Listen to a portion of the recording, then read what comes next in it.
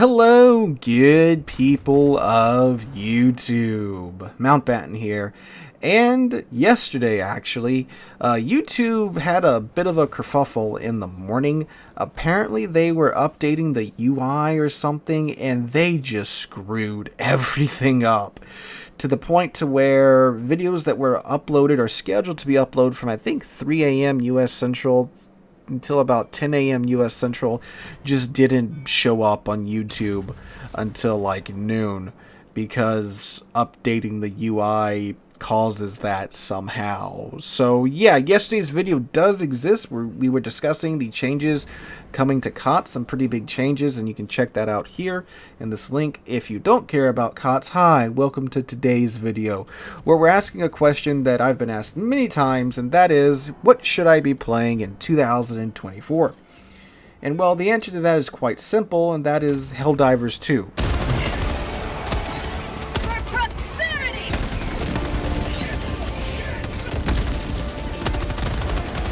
But if you mean in a more serious note, what ships should I be playing in 2024 in World of Warships, then we have the answer to that too, but that one's a little bit more in depth. So if you do find yourself enjoying this video, make sure to drop a like and leave a comment before you click off of it, and subscribe to the channel while you're down there. Why don't you? Helps on the YouTube side of things. So let's go ahead and get into it. Now, when players generally ask the question, hey, what ship should I be playing in 2024? What ship would you recommend? They're typically looking for one of two things.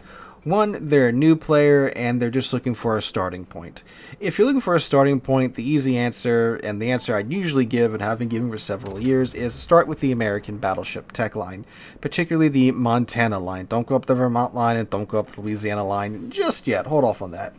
Why? The American battleship tech line is, in my opinion, the best new player tech line because it's forgiving, it teaches you the basics, and it's a very simple line. It's the most like battleship tech line, if you get what I'm saying. They're battleships, they do battleship things, they don't have any convoluted gimmick or special consumable or anything like that.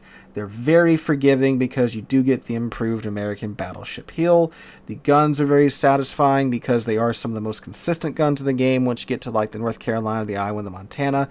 And especially when you can slot to the American Plotting Room Mod 2 module that gives you that 11% boost to your dispersion, you're going to have a very consistent set of guns. So you can, get very, very hopefully proficient at leading your targets because the shells are quite slow because that American Mark 8 super heavy AP. So they teach you how to aim, they teach you how to predict, they're very forgiving for new players, and you generally can get them to work from medium range in. Longer range out, they can work. Again, the flight time of the shells, thanks to the slow shell travel time, or the slow shell velocity, I should say, is a little anemic at range, but you can still get them to work if you're good enough at leading. So that's why I would recommend them. So again, if you're a new player just looking for a starting point, I'd start there. Even if you're interested in cruisers or destroyers or submarines or CVs, I would start there at first. I mean, again, if you're just gung-ho about playing a CV or a sub or a cruiser or a DD, yeah, sure, go for it. But in my recommendations, I would start there, learn the basics of the game of the American battleship tech line, and then branch out based on your interest, right?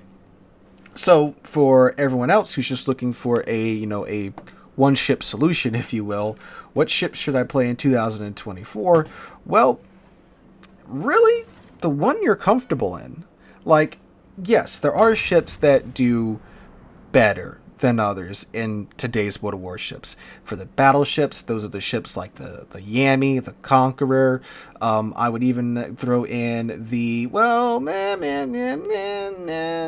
not them. I was going to say the German battle cruisers, because they can kind of get the secondary brawling to work. But if you're a newer player looking for a line to go off of, I maybe recommend the British battle cruisers, right? The Vermont, in the right situation, the Vermont's lovely, as I'm sure you've seen from like my almost week solid Vermont footage that's been in the background. I've blessed you with new background footage today, right?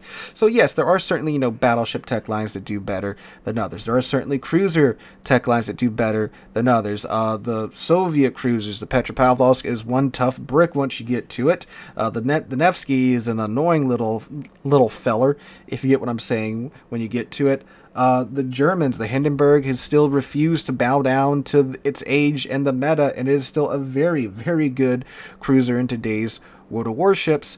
And shoot, I'd even throw in the British heavy cruisers there as well. They're pretty fun, and nice cockroach branch because of the super hill. The Dutch cruisers, if you can stand the grind through them, the Golden Lou is hilarious with the legendary mod once you get there and such. The Japanese light cruiser line, believe it or not, stop typing. Believe it or not, the Japanese light cruiser line is kind of pretty okay. Long range HE spam, long range torpedoes.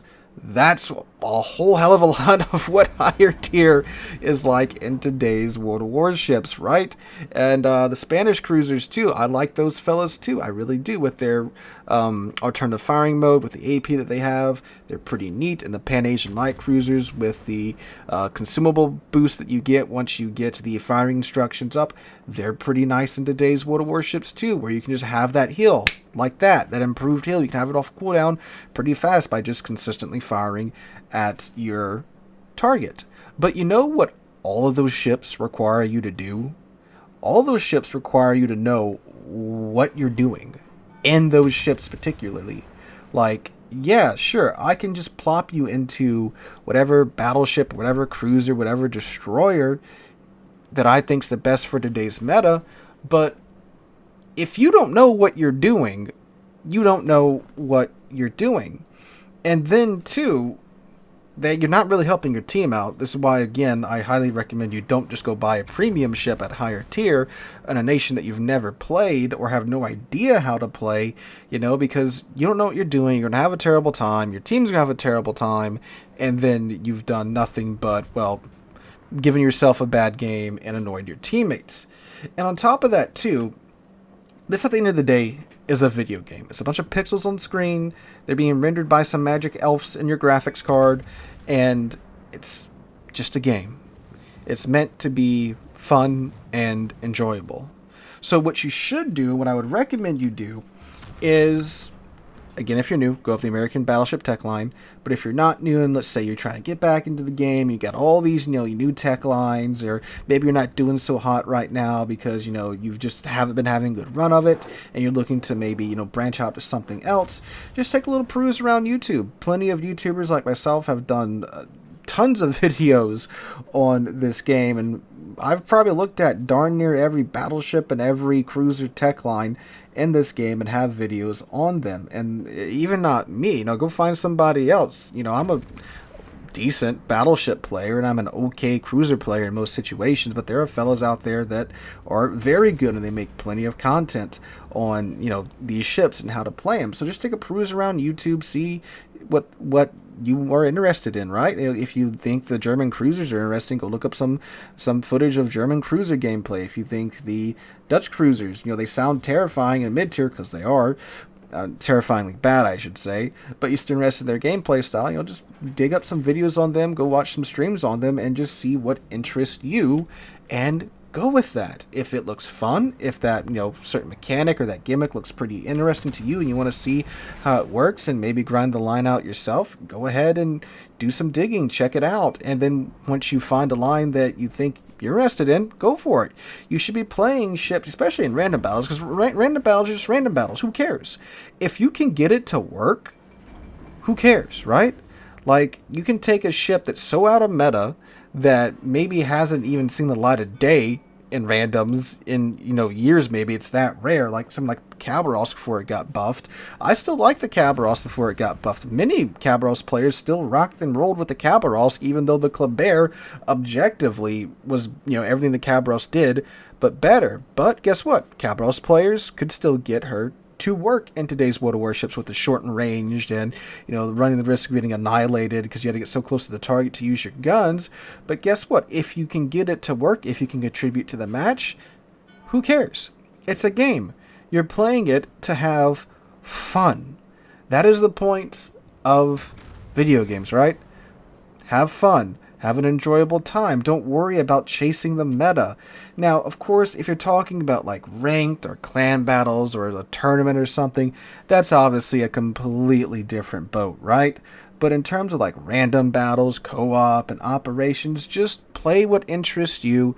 If you can get it to work, who cares? You're having a fun time. That's the point of this video game, right? Is to have fun and to extract money from your wallet. Yeah. But like that is the primary goal of a video game, you know? So just find a ship that interests you. And even if it is out of meta, if you do think, oh man, the GK looks pretty cool, right? It's a big giant ship, got all these secondaries on it. There are ways to make the GK work in today's World of Warships. I know, I still play the thing. It's one of my favorite ships.